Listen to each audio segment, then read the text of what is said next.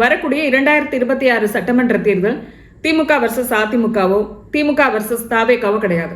AIADMK versus தாவேகா.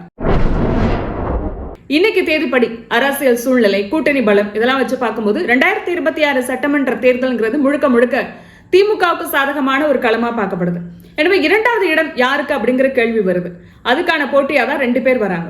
ஒன்னு அதிமுக, இன்னொன்னு தாவேகா. சமீபத்துல தாவேகால ஒரு கருத்து கணிப்பு நடத்திருக்காங்க. நம்ம அதிமுகவோட கூட்டணி போலாமா அல்லது தனித்து போட்டியிடலாமா அப்படிங்கிறதுல. அதுல தாவேகா நிர்வாகிகள் உட்பட மக்கள்கிட்டையும் இந்த சர்வே நடத்திருக்காங்க.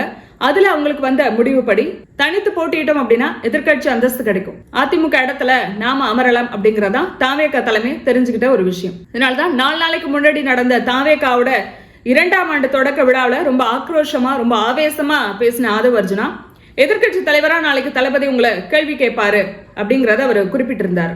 அடுத்த 62 வாரங்கள் நாம் தான் எதிர்கட்சி தலைவர், நம் தலைவர் தான் எதிர்கட்சி தலைவர்.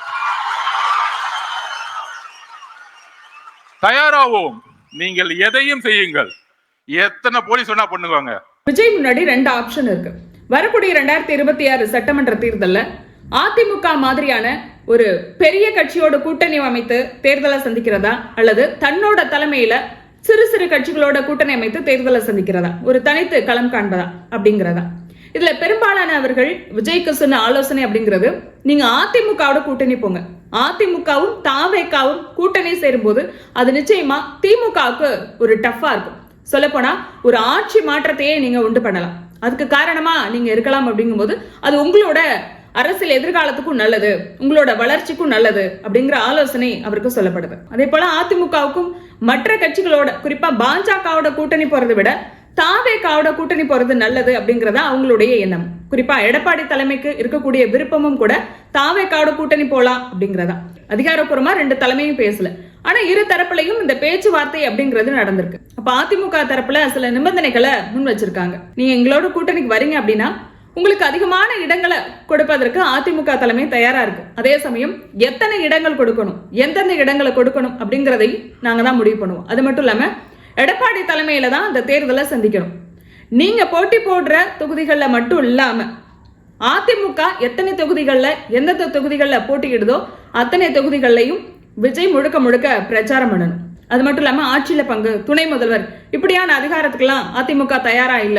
ஏன்னா நாங்க தான் பெரிய கட்சி, பெரிய பெரிய தலைவர்கள் ஆண்ட கட்சி இது அப்படிங்கறதுனால இது போன்ற நிபந்தனைகளை தாவேகாக்கு அதிமுக தரப்புல இருந்து சொல்றாங்க. இந்த நிலைமையில தான் நம்ம அதிமுகவோட கூட்டணி சேர்ந்து போட்டி போடுறதா அல்லது தனித்து களம் காண்பதா அப்படின்னு சொல்லி ஒரு கருத்து கணிப்பை நடத்துறாங்க.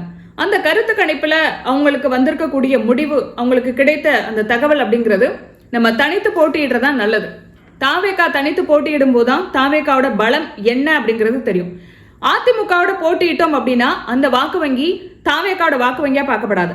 அதிமுகவோட அவங்க கூட்டணி போனாங்கப்பா, அதனாலதான் உங்களுக்கு இவ்வளோ ஓட் பேங்க் கிடைச்சிருக்கு அப்படின்னு நாளைக்கு சொல்லுவாங்க. அதனால தனித்து போட்டியிட்டாதான் நம்மளோட பலம் என்ன அப்படிங்கிறது அரசியல் களத்துல ப்ரூவ் ஆகும். அது மட்டும் இல்லாம சீமானுக்கே 8% ஓட் பேங்க் இருக்கும்போது பெரிய ரசிகர் பட்டாளத்தை வைத்திருக்கக்கூடிய விஜய்க்கு அதை விட அதிகமாக தான் கிடைப்பதற்கான வாய்ப்புகள் இருக்கு. சொல்லப்போனா ஒரு 15% இருந்து 18% ஓட் பேங்க் கிடைப்பதற்கான வாய்ப்புகள் இருக்கு. வரக்கூடிய தேர்தலை பொறுத்த வரைக்கும் நாங்க பாஜகவோட கூட்டணி அமைக்க மாட்டோம் அப்படிங்கறதுல அதிமுக ரொம்ப அழுத்தம் திருத்தமா இருக்கு.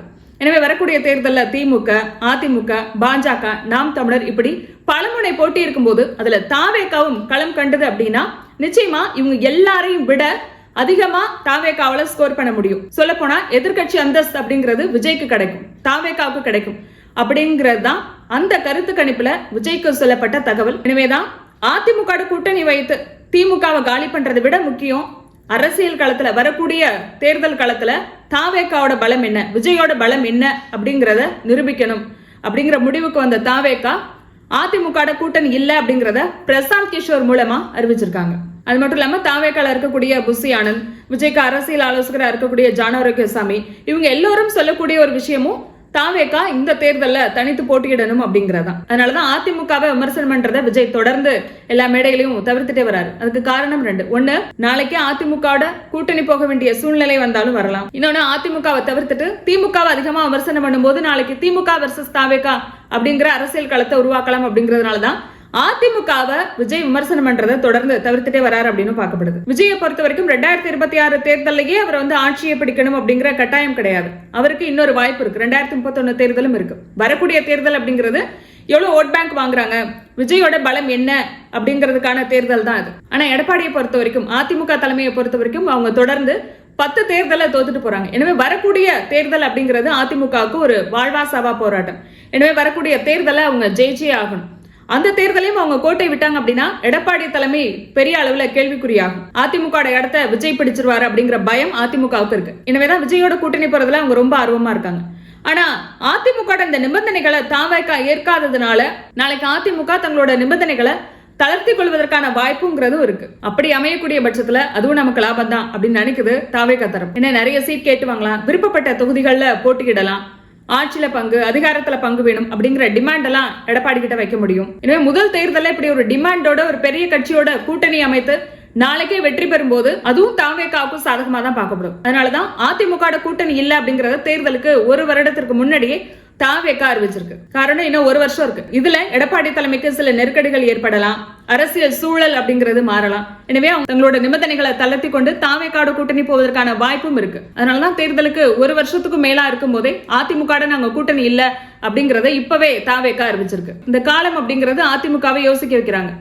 நீங்க எங்களோட கூட்டணி வச்சீங்கன்னா உங்களுக்கு பலம், அப்படி இல்லைன்னா உங்களோட எதிர்க்கட்சி அந்தஸ்துக்கு நாங்க வருவோம், எப்படி இருந்தாலும் எங்களுக்கு பலம் தான் அப்படிங்கறத அதிமுக சொல்லாம சொல்லுது தாவேகா. அதிமுக தாவேகா கூட்டணி அமையும் போது திமுக இருக்கக்கூடிய ஒரு சில கட்சிகள், குறிப்பா விசிகாவும் அதிமுக தாவேகா கூட்டணிக்குள்ள வரலாம். அதுக்கான முயற்சியும் ஒரு பக்கம் மாதவ அர்ஜுனா எடுத்துட்டு இருக்காரு. அப்படிங்கும் போது தாவேகாவோட கூட்டணி போறது லாபம் தான் அப்படின்னு நினைக்கக்கூடிய அதிமுக தங்களோட நிபந்தனைகளை விட்டுட்டு ஆட்சியில பங்கு, அதிகாரத்துல பங்கு, அதிகமான தொகுதிகள் அப்படிங்கிற தாராள மனப்பான்மையோட தாவேகாவோட கூட்டணி வைக்கும் போது நிச்சயமா அது திமுகவுக்கு டஃபா இருக்கும். அப்படி இல்லைன்னா தாவேகா அதிமுக இடத்துல அமரும், அதிமுக எதிர்க்கட்சி அந்தஸ்தும் வரக்கூடிய தேர்தலை பறிப்போகும் அப்படிங்கறதா தாவேகாவுக்கு சொல்லப்பட்டிருக்கக்கூடிய கருத்து கணிப்பு முடிவுகள். இது நிச்சயமா அதிமுக தரப்புக்கும் ஒரு ஷாக்கான நியூஸ் தான். சிறைகளை பார்த்து பயப்படுவர்களை நாங்கள் சிறையும் செல்வோம், சென்ட் ஜார்ஜ் கோட்டையும் செல்வோம்.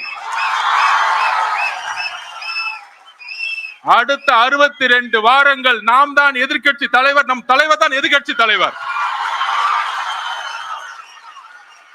அடுத்த 62 வாரங்கள் நாம் தான் எதிர்க்கட்சி தலைவர், நம் தலைவர் தான் எதிர்க்கட்சி தலைவர்.